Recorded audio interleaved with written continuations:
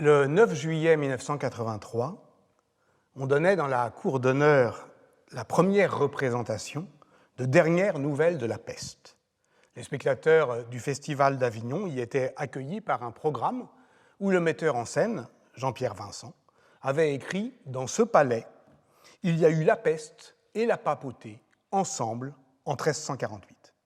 Les attendait un spectacle de grand vent où les sons et les couleurs virevoltaient en une joie toute carnavalesque, une joie furieuse et cruelle à rendre folle cette épidémie de maux qu'on appelle justement la peste. Ce qui vous attend aujourd'hui, je ne sais, en cet étrange théâtre où je m'exprime, je ne suis pas certain de pouvoir vous promettre de grands effets, mais puisque nous ne pouvons aller au théâtre, au moins sommes-nous autorisés à en parler. Et donc je vous annonçais la fois dernière un peu de théâtralité, une théâtralité paradoxale, disais-je. La voici donc, mesdames et messieurs, entrez donc, bienvenue dans mon petit théâtre personnel, mon théâtre de poche portatif, théâtre de la peste, où se joue aujourd'hui en matinée et à huis clos, Dernières nouvelles de la peste, c'est le titre. On l'a déjà suggéré, les rapports entre la peste et le théâtre engagent le somptueux affolement du langage qu'avait halluciné Antonin Artaud dans son texte « Le théâtre et la peste » de 1938, repris dans « Le théâtre et son double ». Car si le théâtre est comme la peste, écrivait-il, ce n'est pas seulement parce qu'il agit sur d'importantes collectivités et qu'il les bouleverse dans un sens identique. Il y a dans le théâtre, comme dans la peste, quelque chose à la fois de victorieux et de vengeur. Cet incendie spontané que la peste allume où elle passe, on sent très bien qu'il n'est pas autre chose qu'une immense liquidation.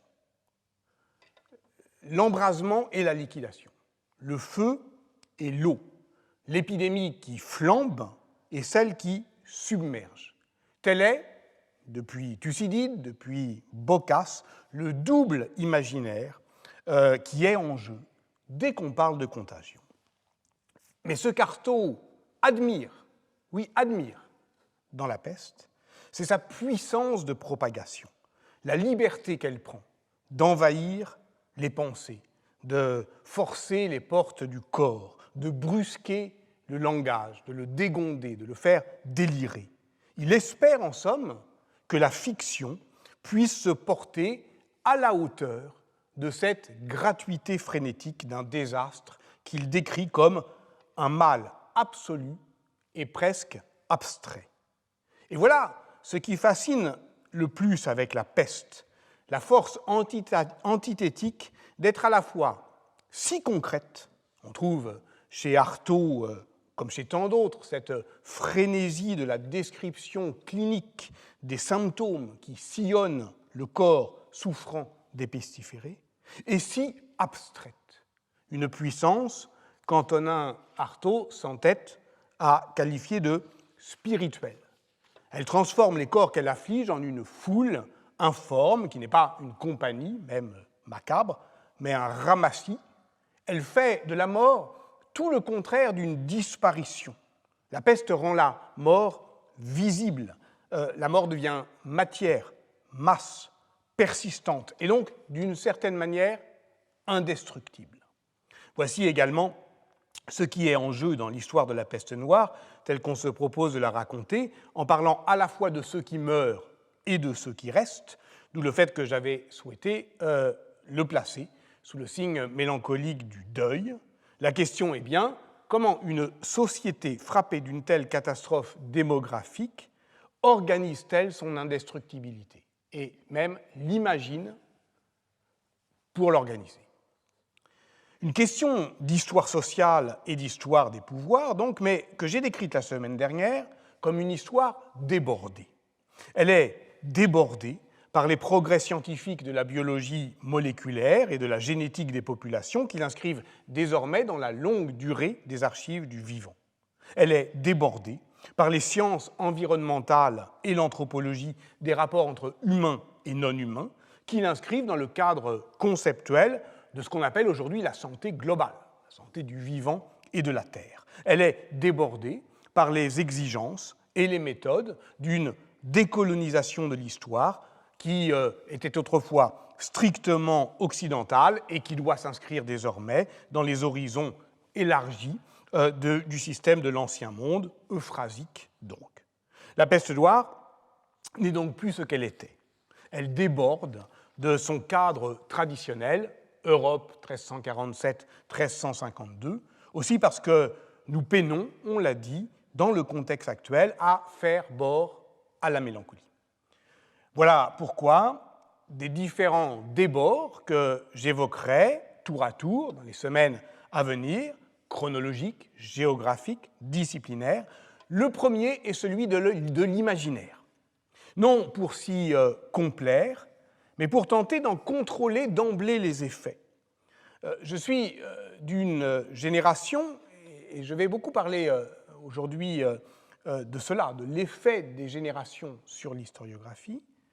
Je suis d'une génération qui a appris à considérer l'histoire des représentations, des sensibilités, des imaginaires, appelez-la comme vous voulez, non pas comme la cerise sur le gâteau qu'on mettrait à la fin, une fois qu'on a cuisiné la tambouille du fait vrai, mais précisément le préalable nécessaire à, au fond, la construction d'un discours savant sur le passé, précisément pour ne pas en être dupe. Non pas pour renvoyer la folle du logis, comme l'appelait Voltaire, il l'attribuait à Malebranche, mais en fait c'est lui qui l'a inventé au fourneau, mais précisément pour la considérer comme ce que Cornelius Castoriadis appelait l'imagination première, celle qui est productrice de vérité en tant qu'elle donne forme au monde et partant au réel de l'histoire. C'est cette imagination de la vérité du réel dont parlait Goethe qui permet de voir l'histoire. Or, on l'a vu la semaine dernière, même en feignant de raconter une histoire qui déviderait sagement le fil de son récit narratif. 1347, la peste arrive à Marseille. Pourvu qu'on le fasse, disons, à hauteur du chagrin d'une femme, in medias res, au milieu des choses qui lui restent et dont elle doit faire après coup l'inventaire, car c'est ainsi dans la vie psychique, ce qu'on appelle aujourd'hui le post-trauma diffère, la conscience comprend de la profondeur de l'entaille. Même si on fait ça, surgit toujours à un moment donné, et comme à la dérobée, et après coup, une inflammation de l'imaginaire. C'était à la faveur d'une notation indirecte dans les archives publiques de Marseille qui nous apprenait que la Cour de justice s'était déplacée de Notre-Dame-des-Accoules au port pour échapper à la terrible puanteur des morts. Et cette odeur ravivait d'un coup notre capacité d'imagination et de mémoire. Ceux qui ont perdu l'odorat le comprennent. C'est l'odeur qui ramène la mémoire, et pas seulement la mémoire d'un événement, la mémoire de tous les événements. C'est-à-dire que ce qui revient, ce n'est pas seulement la peste de 1348, mais de façon confuse et désordonnée de toutes celles qui l'avaient précédée et qui vont la suivre, ou de façon plus générale encore, de tous les fléaux qui provoquent des morts nombreuses et atroces.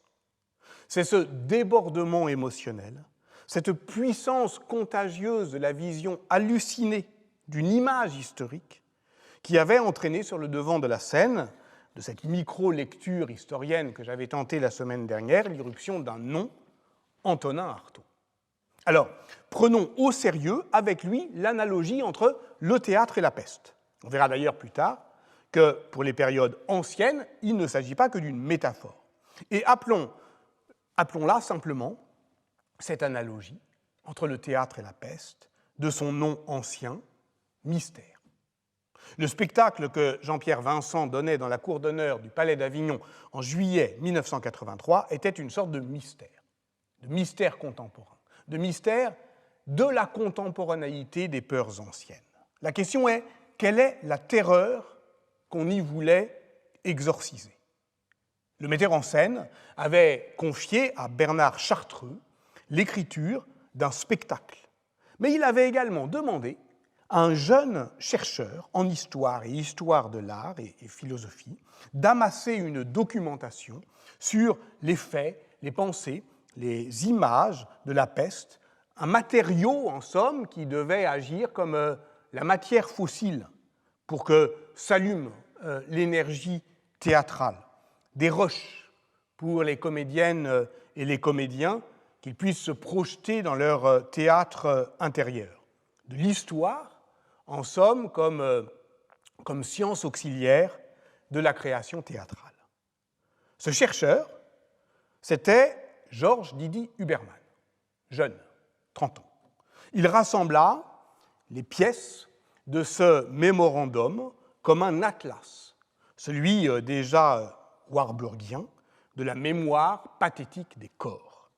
Je cite, « Les gestes de la peste, comme ceux de la peur et de la douleur en général, délivrent une mémoire dont nous avons perdu le souvenir. » On peut se souvenir, le faire ressurgir en le disant, pour voir.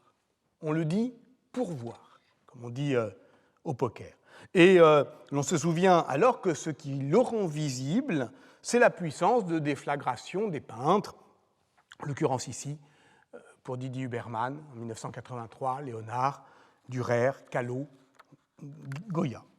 C'est donc par la fiction que se ressaisit cette mémoire et cette menace, en restaurant la capacité de voir venir, en écarquillant les yeux sur un corps malade pour y repérer les signes de la guérison ou de la mort, en traquant ce moment du désastre où les mots manquent et prolifèrent. Ce réseau de fugues accumulées de manière à la fois patiente et désinvolte, cheminant parallèlement au spectacle, fut publié en 1983 sous une forme fragmentaire qui tenait à la fois de l'écriture du désastre de Maurice Blanchot et du montage des histoires du cinéma de Jean-Luc Godard, sous le titre donc « Mémorandum de la peste ». Dans la postface à la réédition en 2005 de cette œuvre de jeunesse, Georges Didi Huberman se souvient d'avoir écrit fiévreusement le soir, après les répétitions, dans un théâtre dépeuplé, je le cite, « quelque chose comme une histoire très improbable où Léonard se fond dans Machiavel, qui devient l'untore présumé de la peste milanaise en 1630, qui assume le jeu du narrateur de faux, qui rejoint le il d'un Becketien arpenteur du désastre, qui lui-même, ici et là, prend consistance autobiographique, se décompose et se recompose au flux et au reflux de ces errements de mémoire. Ce qui me trouble en lisant ces lignes aujourd'hui, ce n'est pas seulement l'étrange analogie des situations, écrire ou parler dans un théâtre vide après les répétitions, mais une sorte de coup de théâtre intime, personnel en tout cas, dont je me permets de dire un mot. Jusqu'à une date vraiment très, très récente, j'ai ignoré jusqu'à l'existence même de ce livre de Georges Didi Huberman, alors qu'il figure pourtant clairement dans une bibliographie dont je me targue d'être un assez fidèle lecteur. Il est toujours troublant de lire après coup un livre dont on a peut-être inconsciemment organisé l'ignorance. Je vous passe le relevé paranoïaque des signes qui auraient dû m'y conduire depuis longtemps, surtout quand on s'intéresse à ce que c'est que de ne pas voir ce que l'on a sous les yeux et de reconnaître dans cet effet différé des rapprochements sur lesquels on a écrit il y a longtemps, un Léonard qui se fond dans Machiavel tout de même, mais aussi le rêve de Dürer, l'histoire de la colonne infâme de Manzoni, c'est lui le Untore, dont je parlais en séminaire voici 2 ans, et aussi des références que je m'apprêtais à vouloir mobiliser, comme Defoe la semaine prochaine, Beckett plus tard. Je ne m'attarde pas sur ce trouble, me contentant de signaler qu'il porte sur cette puissance imaginante de la confusion des temps dont je veux parler aujourd'hui. Il faut pourtant repousser, je crois, la tentation d'une explication ésotérique de l'aveuglement. En fait, je l'aurais lu, mais j'aurais oublié, pour admettre une description plus réaliste de la coïncidence. Après tout, si l'on croit un peu à ce qu'on fait, je veux dire le régime de vérité des historiens, il n'est pas si étonnant que cela qu'en arpentant à quelques années de distance les mêmes territoires, on en revienne avec une semblable cartographie. Je n'en dis pas davantage ici, me contentant pour l'instant de citer ce passage de mémorandum de la peste qui poursuit et relance la réflexion engagée la semaine dernière. Mais à la peste, il faut bien un narrateur, un qui ose dire « mes yeux ont tout vu ». Il faut bien, tâche lourde ou non, un arpenteur du désastre, un mélancolique, un dont la maladie différait un peu des autres, maladie à la mort, non maladie mortelle encore, un qui pressent qu'il n'arrive pas à mourir. Au théâtre, celui qui n'arrive pas à mourir, ce n'est pas le héros, lui il parvient très bien, c'est le cœur. Voilà pourquoi la narration théâtrale organise une survivance chorale. C'est elle qui est donnée à voir et à entendre à Avignon en 1983 dans Dernières nouvelles de la peste. Tout se dit sur scène. Les prières, les agonies, les paroles des médecins, les règlements sanitaires, les extases, les satires.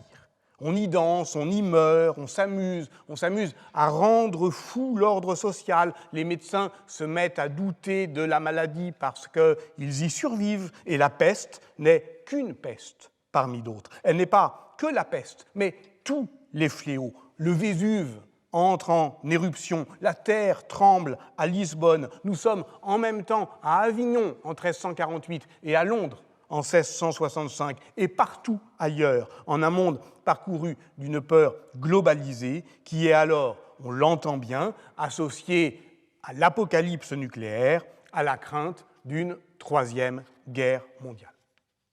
Alors évidemment, avec elle, il est possible que le système capitaliste s'effondre complètement. Telle est la dernière réplique de la pièce, exprimant cette increvable espérance politique que relance étrangement toute catastrophe épidémique. Ce qui est décrit ici, c'est donc un précipité de l'imaginaire historique, mais aussi, comme je vais tenter de le montrer, historiographique des sociétés de peste. Pour en donner un aperçu, on peut se reporter à la quarantaine de pages que Jean Delumeau consacre à la typologie des comportements collectifs en temps de peste dans son livre alors fameux, mais peut-être un peu oublié aujourd'hui, La peste en Occident, 14e, 18e siècle, un livre issu de son enseignement au Collège de France, paru en 1978, avec un sous-titre qu'il est utile, je crois, de rappeler, Une cité assiégée. Je l'évoquais l'année dernière lors de la seconde séance du cours pour évoquer sa mémoire. Jean Delumeau est mort le 13 janvier 2020. Remarquons que ce sous-titre, Une cité assiégée, fournit peut-être le sésame secret de sa vie d'historien. Dans ce chapitre, Jean Delumeau résume à grands traits l'histoire de l'épidémie. Il s'appuie principalement sur un livre auquel j'ai déjà fait allusion, mais dont on reparlera, le livre de Jean-Noël Biraben, Les hommes et la peste en France et dans les pays européens et méditerranéens, paru 3 ans plus tôt, en 1975 donc, et qui a longtemps constitué, et qui d'une certaine manière constitue encore le socle documentaire sur lequel repose toute l'historiographie de la peste noire. Mais l'objet véritable de Jean Delumeau, ce n'est pas le récit, c'est la psychohistoire des sociétés confrontées à ce qu'il appelle le musée de l'horrible, que constitue la mort épidémique. Je cite, « Quand apparaît le danger de la contagion, on essaie d'abord de ne pas voir. » Reconstituant ensuite les attitudes du déni, de l'aveuglement, de la fuite. Ceux qui ne peuvent fuir cette cité assiégée, que constitue alors la ville pestiférée, cherchent à comprendre les causes, c'est-à-dire à châtier les coupables, c'est-à-dire le plus souvent à tuer des Juifs. Face à cette rupture inhumaine dans l'ordre ordinaire des jours, dont l'historien du sentiment religieux décrit les différentes manifestations de piété, de panique, les attitudes semblent écartelées entre, je cite, stoïcisme et débordement, découragement et folie. Et c'est alors que Jean Delumeau relaie cet imaginaire d'une société qui se défait peu à peu de ses solidarités et de ses interdits, d'une anomie où le désespoir est si profond qu'il verse dans l'excitation sexuelle du dérèglement des mœurs, puisque, je cite, « l'exaltation incontrôlée des valeurs de la vie était une façon d'échapper à l'insupportable obsession de la mort. » Du débord à la débauche. Cet imaginaire est évidemment trop connu pour que j'aie besoin de le développer. On verra en réalité que bien peu de sources l'attestent réellement, mais c'est un imaginaire puissant. Alors, d'où vient-il? Question qu'on doit se poser pour ne pas en être la dupe. D'où vient-il? On pense évidemment à ces pages qui décrivent ces contrastes violents entre la vie et la mort. On pense évidemment au livre de l'historien néerlandais Johan Huizinga, L'automne du Moyen-Âge, publié en 1919, traduit en français en 1932, livre envoûtant, livre dérangeant, dont l'influence sur l'historiographie française notamment fut aussi souterraine qu'elle fut honteuse. À ce niveau de profondeur, remarquait Jacques Le Goff, on en arrive à une impossible périodisation, qui est bien le problème qui nous intéresse aujourd'hui. Je signale au passage qu'un livre récent, publié en 2019 sous la direction d'Élodie Lecupre Desjardins, L'odeur du sang et des roses, relire Johan Huizinga aujourd'hui, permet d'éclairer l'actualité paradoxale de cette anti-moderne, au fond, qu'est Huizinga, plus proche de Burckhardt que de ses contemporains Henri Pirenne et Marc Bloch, et qui cherchait en somme à poétiser l'histoire comme une forme culturelle qui a partie liée justement avec l'écriture de la mélancolie. Quand le monde était de 5 siècles plus jeune qu'aujourd'hui, les événements de la vie se détachaient avec des contours plus marqués. Tel est l'incipit fameux de son premier chapitre décrivant l'âpre saveur de la vie. Sauf que dans son tableau d'un XVe siècle flamand noyé dans les brumes de l'indistinction chronologique, Huizinga ne dit presque rien de la peste.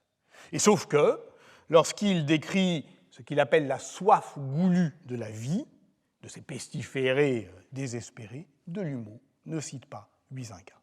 Ceux qu'il cite, en revanche, sont des médecins. Il signale dès sa première note, empruntée à la thèse de médecine de Marie-Christine Lafosse, Psychologie des foules devant les épidémies de peste au Moyen-Âge, tenue à Rennes en 1976, que je n'ai pas lu, et cite également un article de Paul Fréhour, que j'ai lu, Réaction des populations atteintes par une grande épidémie, paru en 1960 dans la revue de psychologie des peuples. Donc il y a un rapport quand même entre cette histoire des mentalités et, disons, une médecine qui est très liée aussi à la psychologie des foules, disons, et à la sociologie de cette psychologie. C'est à lui, c'est à Fréhour qu'il emprunte l'idée, par ailleurs assez commune, de dissolution de l'homme moyen. Ce qui disparaît avec la peste, écrit Delumeau, c'est, je le cite, cet univers du juste milieu et des demi-teintes qui est le nôtre aujourd'hui. Nous ne sommes pas très loin, on le voit, de Huizinga, une fois de plus. Je cite encore Jean Delumeau dans La peur en Occident, on ne pouvait qu'être lâche ou héroïque, sans possibilité de se cantonner dans l'entre-deux. C'est peut-être ce qu'on voulait croire en 1978, car une telle dramatisation toute théâtrale s'éclaire peut-être à la lueur d'une étrange incise à la faveur de laquelle l'historien décrivait les scènes de fuite des élites hors des villes frappées par la peste en précisant qu'elle annonce celles qui, pour un autre motif, qu'elles annoncent celles que, pour un autre motif, la France connut en juin 1940. Cette idée, en 1978, qu'on ne peut être qu'il n'y a pas d'entre-deux, ce qui est faux, qu'on ne peut être que lâche ou héroïque, elle nous montre quelque chose qu'on sait bien. C'est que dès qu'on parle de la peste, on parle toujours un peu d'autre chose, et en particulier de la guerre, et en particulier pour cette génération-là. Ainsi, Albert Camus, bien évidemment, que Jean Delumeau, d'ailleurs, convoque dans son chapitre lorsqu'il évoque la mort massive des rats comme signe avant-coureur de l'épidémie. Et je crois que c'est quand même le trait qui frappe le plus le lecteur d'aujourd'hui à la lecture de ce chapitre si caractéristique, et c'est pour cela que j'y insiste, si caractéristique d'un certain moment historiographique, celui des années, disons, 1975-1985, où se solidifie durablement cette première assise des savoirs historiens sur la peste noire. Ce qui est particulièrement frappant, c'est la certitude qu'en combinant habilement plusieurs témoignages, sans s'attarder outre mesure sur leur provenance ou leur chronologie, mais en les appareillant sous forme de montage textuel, on produit une image historique de la société de peste. Car c'est bien de cela dont il s'agit, une société de peste dont les caractéristiques propres se laissent appréhender comme des traits anthropologiques généraux qui définissent des attitudes, des croyances et des sensibilités. Ainsi, Jean Delumeau peut-il, lorsqu'il décrit le théâtre urbain de la peste, commencer un paragraphe avec un témoignage de Samuel Pepys sur l'épidémie londonienne de 1665, le poursuivre avec Boccace ou Jean de Venette, et nous sommes alors à Florence et à Paris en 1348, et puis le poursuivre avec la peste de Milan en 1630, ou un rapport d'intendant de la peste de Marseille en 1720. Alors, on dira qu'à ce moment-là, il se maintient encore dans les limites de sa chronologie annoncée. La peur en Occident, 14e, 18e siècle.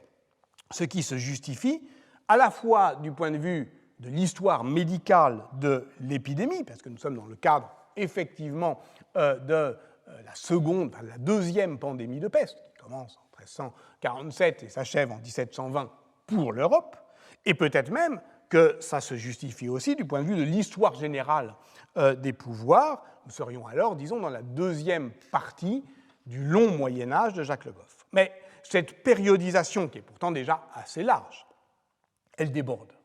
Elle déborde de toutes parts.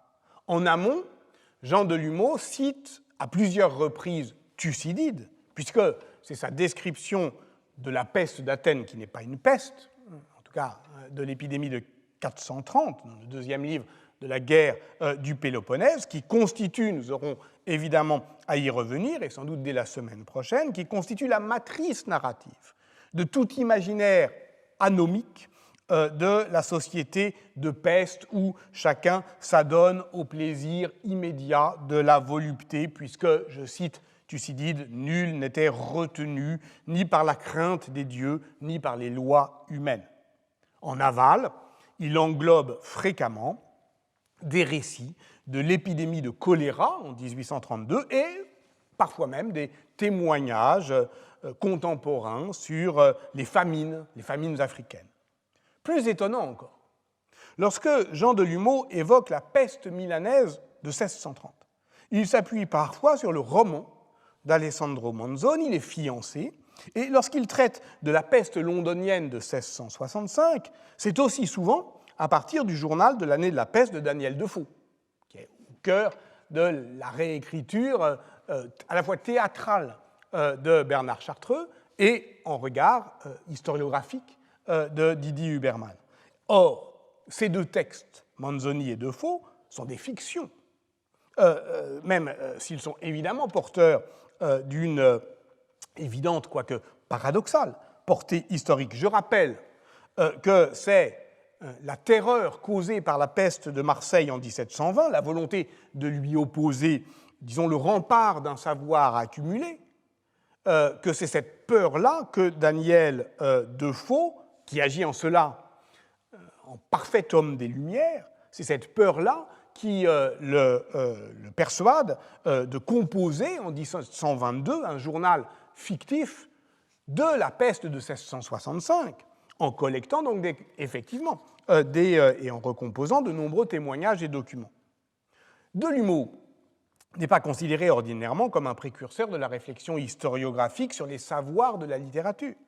Pourtant, il trahit bien ici la nature fictionnelle de son opération historiographique, qui consiste bien à faire voir l'histoire en faisant confiance à la puissance imaginante. C'est sous sa plume qu'on lit cette incise des plus audacieuses, et que je ne cite pas pour la stigmatiser, mais au contraire pour la relever, le journal de la peste de Daniel Defoe, notre meilleur document sur une peste, bien qu'il s'agisse d'un roman, est rempli de scènes hallucinantes et d'anecdotes bouleversantes.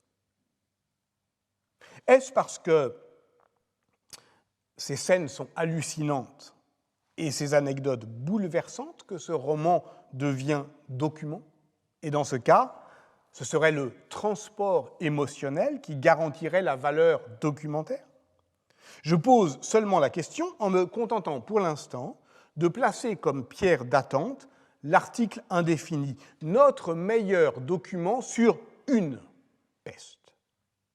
Convenez en tout cas que nous ne sommes pas si loin ici de l'économie spectaculaire d'un récit épidémique que l'on pourrait qualifier de pluraliste et qui caractérisait ce théâtre de la contagion mis en scène dans les dernières nouvelles de la peste données à Avignon en juillet 1983. Ce spectacle date d'ailleurs un moment de l'histoire du théâtre contemporain, qu'on a appelé l'âge de la mise en scène, caractérisé notamment par le travail de troupe et l'écriture de plateau, tel que Jean-Pierre Vincent l'avait déjà mis en œuvre au TNS, au Théâtre national de Strasbourg, en 1980, dans un spectacle qui s'appelait Vichy, justement, Vichy Fiction, texte collectif déjà mis en forme par Bernard Chartreux. On pourrait d'ailleurs se demander s'il ne commençait pas là un cycle qui trouverait aujourd'hui son point de retombée. En tout cas, ce qui est certain, c'est qu'il s'est difficilement imposé en 1983 et au prix de grandes controverses. Je ne l'ai pas dit tout à l'heure, mais dernières nouvelles de la peste avaient vidé les 3/4 de la cour d'honneur. Donc là, je fais un meilleur score. Les 3/4 de la cour d'honneur qui avaient été peintes en vert et bleu par le peintre Jean-Paul Chamblas. Le public, globalement, avait refusé cette expérience esthétique. Et Jean-Pierre Vincent l'admettra plus tard, je le cite, « C'était un spectacle radical, sarcastique, satirique, impressionnant, qui demandait de la part du public beaucoup de décontraction. » Spectacle radical, sans doute, que le théâtre de la contagion, puisqu'il délivre un récit épidémique profondément ambivalent. Et c'est cela peut-être qui empêche le public d'être vraiment décontracté.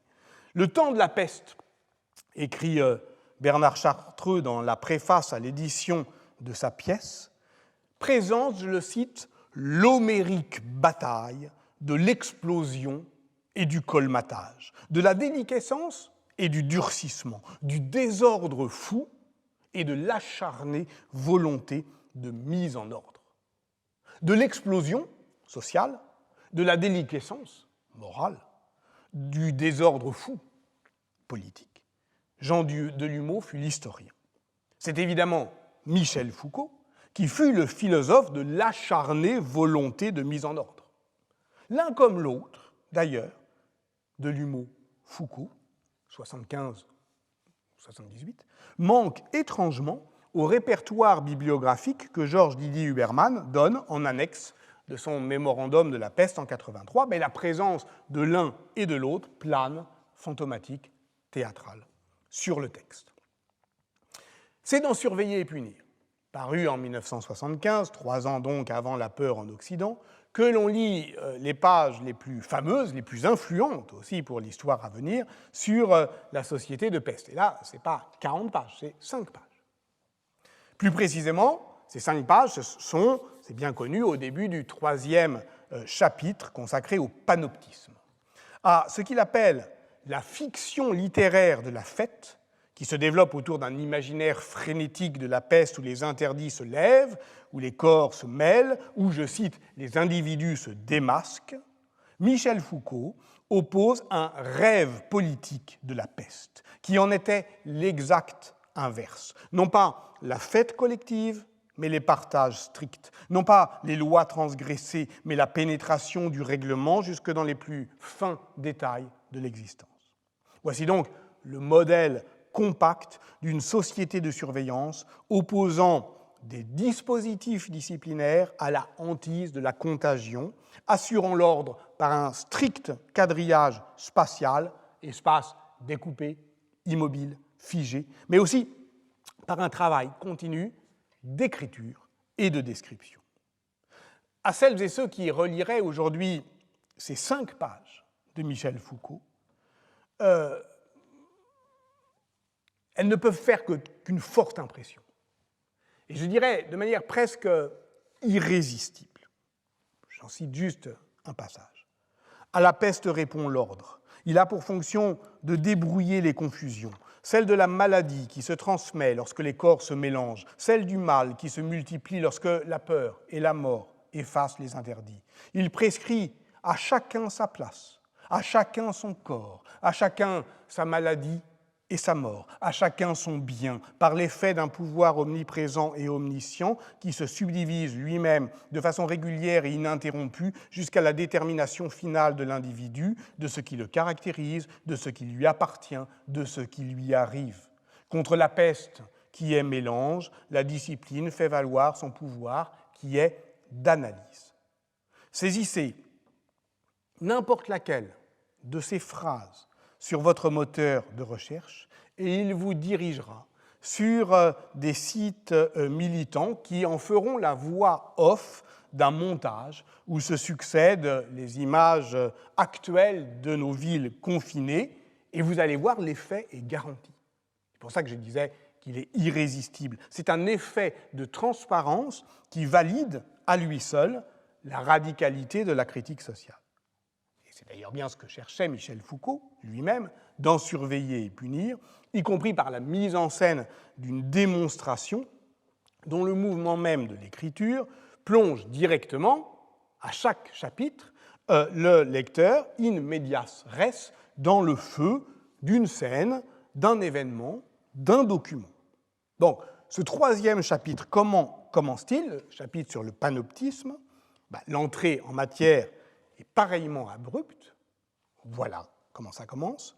Voici, selon un règlement de la peste de la fin du XVIIe siècle, les mesures qu'il fallait prendre quand la peste se déclarait dans une ville. Et suit la description, en fait la réécriture paraphrastique d'une pièce d'archives dont nous est seulement donné la cote, archives militaires de Vincennes, A1, 516, etc., en une note qui précise, si l'on peut dire, que toute précision est inutile. Ce règlement est pour la note, ce règlement est pour l'essentiel conforme à toute une série d'autres qui datent de cette même époque ou d'une période antérieure. Entendez-vous le redoublement de l'indéfini? Il était une fois une peste dans une ville. L'histoire du malentendu entre Michel Foucault et les historiens, depuis Surveiller et punir, et la réponse des historiennes et des historiens publiée en 1980 sous la direction de Michel Perrault, L'impossible prison. L'histoire de ce malentendu, donc, provient en réalité de cette indistinction documentaire, de l'exemplification, qui n'est pas d'ailleurs propre aux philosophes, mais un trait d'époque qu'il grossissait, qu'il prolongeait, dont il tirait toutes les conséquences épistémologiques. Car ce qui se donne à voir dans ce type d'écriture de l'histoire est moins un préalable qu'un paradigme. Le diagramme d'un mécanisme de pouvoir ramené à sa forme idéale. Comme l'écrit Foucault du panoptisme, c'est à la fois un édifice onirique qui vaut en même temps comme figure de technologie politique. Ce paradigme donc peut effectivement se rendre visible dans une archive qui est située. Par exemple, le panoptisme se donne à voir dans le panopticon de Bentham, la société de peste dans un règlement d'une société urbaine soumise à une peste, mais il ne s'est réduit évidemment pas. Il est donc bien un paradigme au sens de l'épistémologie des sciences, au sens de Kuhn, c'est-à-dire un objet singulier qui vaut pour tous les autres de la même classe, qui en définit l'intelligibilité, et voilà pourquoi d'ailleurs il fait davantage qu'appartenir à un ensemble qui le constitue. Mais à l'inverse du modèle kuhnien, il est impossible de séparer, dans le cas paradigmatique, singularité et exemplarité, puisqu'il expose son appartenance à une série chronologique en même temps qu'il la suspend. Par conséquent, ce n'est pas seulement que le paradigme se rend visible dans une archive, c'est qu'il rend l'archive lisible, en révélant ce qu'on pourrait appeler ses plans de clivage. Donc, la valeur paradigmatique de la société de peste pour Michel Foucault, il faut comprendre qu'elle n'a de sens que pour être immédiatement mise en œuvre dans la suite du chapitre. Dans la suite du chapitre, que fait-il? Il oppose ce rêve politique de la peste, celui d'une société disciplinée, au rêve politique de la lèpre, celui d'une communauté pure qui est définie par ses rituels d'exclusion et de clôture. Alors certes, du point de vue de l'histoire médicale, comme de l'histoire des pouvoirs, le temps de la peste est antérieur au temps de le temps de la lèpre est antérieur au temps de la peste. Le grand renfermement précède le bon dressement. Mais le plus important pour Michel Foucault, c'est de montrer que ce sont deux paradigmes qui ne se succèdent pas, mais qui se combinent au XIXe siècle lorsque l'on pestifère les lépreux, c'est-à-dire lorsqu'on applique les techniques de pouvoir propres au quadrillage disciplinaire aux espaces d'exclusion, aux espaces de relégation, dont le lépreux, je le cite, était l'habitant symbolique, et les mendiants, les vagabonds, les fous, les violents formaient la population réelle. Autrement dit, si la société de peste est bien, d'une certaine manière, pour Jean Delumeau, une fiction littéraire, elle est, pour Michel Foucault, ce que j'ai proposé d'appeler avec lui une fiction politique, c'est-à-dire un dispositif d'écriture qui induit des effets de vérité sur aujourd'hui avec un discours de fiction et qui permet de fictionner une politique qui n'existe pas encore à partir d'une vérité historique. Si sa portée dépasse donc de beaucoup sa productivité historiographique, cela ne doit pas nous empêcher de mesurer cette dernière, la productivité historiographique, à l'aune de la capacité du paradigme foucaldien à rendre lisible l'archive historienne. Alors, le meilleur exemple, c'est la thèse, non encore publiée, sur la peste marseillaise de 1720, où Fleur Beauvieux a fort bien analysé les effets concrets de la surveillance accrue de la ville et de la territorialisation policière qui en résulte sur la transformation durable, c'est ça qui est important, la transformation durable à la fois de l'espace urbain et de la nouvelle répartition des pouvoirs municipaux, un temps soumis au commandement militaire. Thèse non encore publiée, mais dont on peut lire différents résultats dans des articles, et notamment dans l'Histoire. Elle l'a fait, Fleur Beauvieux a donc fait ce travail, cet excellent travail, dans une perspective qui est explicitement foucaldienne, mais très prévenante quant aux effets de source d'une enquête qui est fondée sur l'exploitation intensive des ordonnances de police au moment où elle-même explose. Il y a 200 textes ratifiés en quelques mois. Et donc, tout cela, inévitablement, conforme une cité du droit qui n'embrasse probablement pas l'ensemble de ce qu'elle appelle, très justement, c'est le titre de sa thèse, les expériences ordinaires de la peste. Celles-ci nous permettent de saisir le maintien au pire moment d'une épidémie qui a été terriblement meurtrière. La peste de Marseille, c'est 120 000 morts en Provence, dont 50 000 à Marseille, qui perd en 2 ans, de 1720 à 1722, la moitié de sa population. Eh bien, à ce moment-là, pourtant, comme en 1347, 1348, les accommodements grâce auxquels les liens sociaux se maintiennent dans le cadre des solidarités de voisinage et de parenté sont remarquables et remarquablement documentés aussi. C'est-à-dire qu'on a aussi bien les règlements de police que la trace de ces contre-conduites. Quand la ville est entièrement confinée, les habitants enfermés chez eux inventent les moyens de maintenir une vie de relation. Ils s'écrivent lorsqu'ils sont lettrés, ou ils se parlent à distance sur le pas de leur porte ou à la fenêtre. La peste de Marseille en 1720, c'est la dernière à avoir frappé l'Europe occidentale. Donc, le récit traditionnel, donc eurocentrique, de l'histoire de la maladie, la deuxième pandémie de peste commence à Marseille en 1347 et s'achève à Marseille en 1722, eh bien, évidemment, elle en fait le point d'aboutissement. Deuxième pandémie, parce qu'on le verra, la troisième, elle ne concerne pas l'Europe, sinon comme événement de connaissance, puisqu'elle permet à la science européenne de comprendre après coup ce qui a affecté son passé. Donc on est proprement dans une histoire coloniale, où les autres nous documentent sur ce que nous étions. Dans l'historiographie, et particulièrement dans l'historiographie française, ou de langue française, l'événement de 1720 est donc le point de répulsion à partir duquel se ressaisit, par une boucle de rétroaction, l'ensemble d'une chronologie. Et comme il est évidemment le mieux documenté, nous sommes au XVIIIe siècle, il en définit de manière paradigmatique l'intelligibilité et suspend du même coup eh bien, sa singularité événementielle, sans pour autant expliciter son exemplarité. C'est ainsi que la grande synthèse de Jean-Noël Biraben, eh bien, au fond, comporte un chapitre qui en impose par sa longueur et par sa précision, exemple de l'épidémie de 1720-1722, mais c'est beaucoup plus qu'un exemple.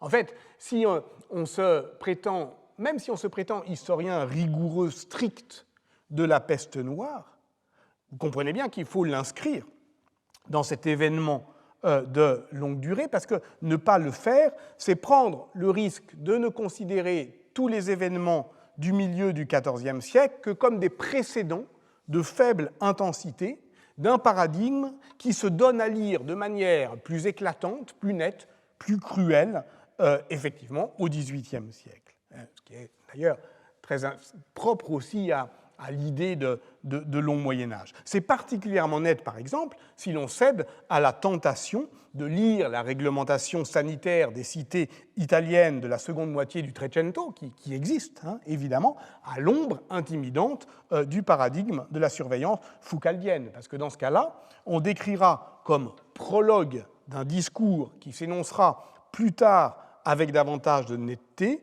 ce qui n'est en réalité qu'un écho dans le passé d'une politique à venir. Bref, encore une fois, une fiction politique. Une des manières qu'a eu... donc c'est un problème difficile, et c'est le problème qu'on va devoir affronter. Une des manières qu'a eu l'historiographie de ne pas se poser la question, c'est précisément de considérer qu'une peste est une peste. Qu'elle est, pour paraphraser la formule sartrienne, toute une peste, faite de toutes les pestes, qui les vaut toutes et que vaut n'importe laquelle d'entre elles. Or, ce que j'ai tenté de dire aujourd'hui, c'est que ce moment fondateur des années 75-85, une fondation paradoxale, on l'a compris, est contemporain d'une certaine hantise que la création théâtrale donnait à voir. Et sur ce seuil se situait évidemment Didier Huberman dans Mémorandum de la peste, qui écrivait pour l'un et pour l'autre. Avignon, juillet 1983. Je reviens donc une dernière fois pour terminer sur Dernières nouvelles de la peste. Écoutez ce qu'en dit Bernard Chartreux au début de la pièce. Ça commence comme ça. Évidemment que c'est la peste.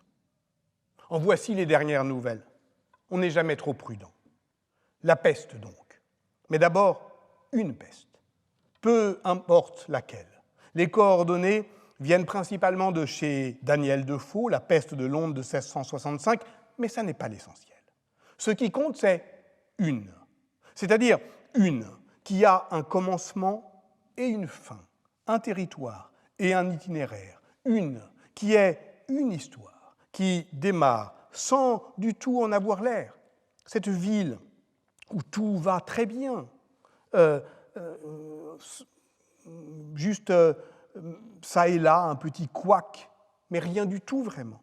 Et puis, qui éclate, et tous ces mauvais signes jusqu'alors invisibles qui s'organisent en hideuse évidence, et qui s'envolent, et culminent, et fait jouer ces grandes et sombres orgues. Et voilà la ville qui se cadenasse, et se claque-mur, et chaque maison aussi, et devient prison, et tombe, et qui cesse brusquement, juste au moment où tout espoir était perdu. Vous avez bien entendu. Mais qu'avez-vous entendu ? Ce que vous avez entendu, c'est un drame en 3 actes. Un arc narratif qui se déploie de manière inéluctable et à la fois imprévisible et prédictible du point de vue de la science. Voilà la seule façon de faire bord au débordement émotionnel. Le dramatiser par la scénographie. 3 actes, donc. Dans le premier acte, les morts s'accumulent. Avec eux, les signes que l'on pourrait fort bien interpréter, mais que l'on préfère ne pas voir. C'est le temps du déni. À Marseille, le pic épidémique se situe au mois d'août 1720. On compte 1000 morts par jour, mais personne, parmi les autorités municipales, ne lâche encore le mot de peste. On dit contagion, on dit peste, on dit fièvre pestilentielle, mais on ne dit pas peste. Ce qui arrive à Marseille est pourtant une maladie ancienne dont on connaît le nom, dont on connaît les symptômes, contre laquelle on croit savoir se prémunir, en lui opposant justement des dispositifs d'éloignement, de quarantaine, de lazaret, d'isolement qui sont à l'œuvre dans les ports méditerranéens depuis le XIVe siècle et que les règlements sanitaires des villes frappées par la peste au XVIIe siècle documentent. Acte 2. On ouvre les yeux. On cherche à comprendre ce qui se passe, ou plutôt déjà ce qui s'est passé. C'est toujours la même histoire. C'est l'histoire d'un bateau qui arrive d'Asie, évidemment, le grand Saint-Antoine, qui a mouillé à Smyrne, qui entre dans le port de Marseille le 25 mai 1720. Il y a des malades à bord. Il doit rester en quarantaine au large dans les îles de Pomègue et Jard, mais la cargaison est débarquée. Et on apprendra plus tard que le premier échevin de la ville en possédait une partie. Procès. Scandale. Il faut un scandale pour précipiter la prise de conscience de la communauté. La peste existe donc puisque les responsables ont failli à nous en protéger. La peste n'existe qu'à partir du moment où le scandale éclate et où l'on comprend que l'on aurait dû voir. Acte 3. Enfin, ils agissent. Vient le moment foucaldien des règlements de police, de la surveillance, du quadrillage. La ville devient alors un corps écrit. Le médecin Jean-Baptiste Bertrand rédige une relation historique de la peste de Marseille en 1720. C'est de l'histoire immédiate, c'est de l'histoire à chaud. Elle est publiée l'année suivante, 1721. L'événement est en cours. Dans cette relation, il nomme la première victime de l'épidémie, Marguerite d'Optane, tombée malade le 20 juin. Un nom est lâché, c'est la patiente zéro. Ce que je viens de décrire, et qui s'applique donc à la fois à la peste de Marseille de 1720 et au spectacle de Jean-Pierre Vincent en 1983, prétendant au fond mettre en scène une peste, n'importe laquelle d'entre elles, ces trois actes d'un récit épidémique sont tirés d'un brillant article de Charles Rosenberg, qui est historien du choléra dans l'Amérique du XIXe siècle. Et cet article a été publié en 1989 sous le titre « What is an epidemic? AIDS in Historical Perspective ». Parce qu'évidemment, comment ne pas y penser? Comment ne pas réinterpréter aujourd'hui la hantise qui plane sur la cour d'honneur en juillet 1983, à la lumière, si j'ose dire, de l'épidémie de sida? Elle n'existe pas encore, puisqu'elle n'a pas été identifiée comme telle, même si l'on sait aujourd'hui que le virus de l'immunodéficience humaine, VIH, en fait un rétrovirus, circulait déjà silencieusement, sourdement, mais il n'avait pas encore été isolé, identifié. Il ne le sera que progressivement entre 1983 et 1984. Il ne sera nommé qu'en 1986. On nomme aujourd'hui, dans les histoires du sida, préhistoire, ce premier moment d'une pandémie qui ne dit pas encore son nom. Elle ne sera reconnue comme telle, d'ailleurs, qu'en 2002. Elle a déjà fait 3 millions de morts dans le monde, aujourd'hui 25 millions. Donc, en appelant préhistoire du sida, avant l'histoire, qui ne commencerait qu'avec, au fond, sa mise par écrit, nommée, désignée, identifiée, on reconduit la coupure traditionnelle entre préhistoire et histoire, de part et d'autre, de l'invention de l'écriture. Alors, dira-t-on la même chose de la peste? Parlera-t-on d'une longue préhistoire avant la découverte du bacille de Yersinia pestis en 1894? En tout cas, le sida connaît effectivement sa préhistoire avant qu'on en écrive l'histoire. Mais il tue déjà. Lorsque Michel Foucault meurt le 26 juin 1984, c'est de ce que l'on appelle encore le cancer gay. 3 mois plus tôt, le 30 mars 1984, était mort un steward québécois de 31 ans, du nom de Gaëtan Dugas, que l'on a longtemps pris pour le patient zéro de l'épidémie.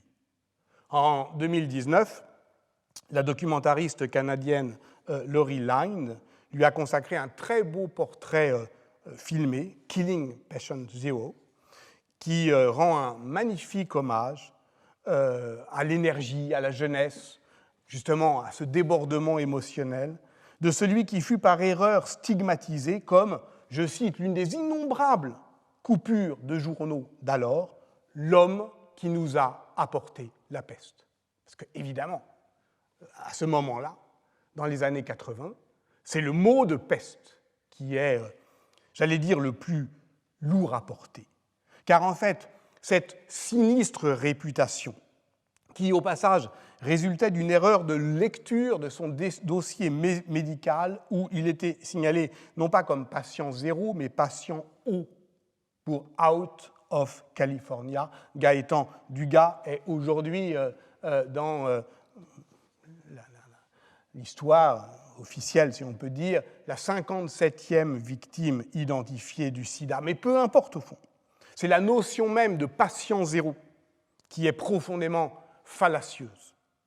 Les professionnels de la santé publique, qui ont aujourd'hui en charge l'épidémie de Covid, ont été formés sur le plan médical et politique par l'épidémie de sida. C'est l'épidémie de sida qui leur a appris que les malades étaient les premiers experts de leur maladie. Mais ils peinent à se défaire de cette construction narrative d'un récit épidémique centré autour de cette notion que l'on sait pourtant parfaitement inopérante sur le plan épidémiologique, notion à laquelle Priscilla Ward a consacré un livre important et dont il est sans doute évidemment inutile d'insister sur la puissance culpabilisatrice, le patient zéro, qui ramenait de si loin, dans cette épidémie post-moderne, des forces archaïques. En inscrivant le sida dans l'arc narratif d'un récit épidémique, l'article de Charles Rosenberg lui donne une forme parfaitement théâtrale. Et cette dramaturgie vaut pour tous les théâtres de la contagion. Où a-t-il trouvé son inspiration? Non pas chez Antonin Artaud, mais, coup de théâtre, chez un romancier, Albert Camus. La peste, évidemment. Ou, pour le redire avec Bernard Chartreux, évidemment que c'est la peste. En voici les dernières nouvelles. On n'est jamais trop prudent. La peste, donc. Mais d'abord, une peste, peu importe laquelle, etc. On connaît très bien le défaut d'une telle dramaturgie. Elle n'a pas de résolution finale. Le troisième acte, c'est celui qui ouvre la possibilité de la fin d'une épidémie. Mais quand est-ce que ça s'arrête vraiment? Quand est-ce que le rideau tombe? Quand est-ce qu'on applaudit et qu'on rentre chez soi? Cela, comme le font remarquer justement Guillaume Lachenal et Gaël Thomas dans leur article que je citais la semaine dernière, l'histoire immobile du coronavirus, cela donc, Rosenberg ne le dit pas. Ça finit quand, la peste ou le sida? C'est un piètre dramaturge que celui qui ne sait pas terminer. Je ne sais pas terminer. Alors, la semaine prochaine, je continuerai. Merci.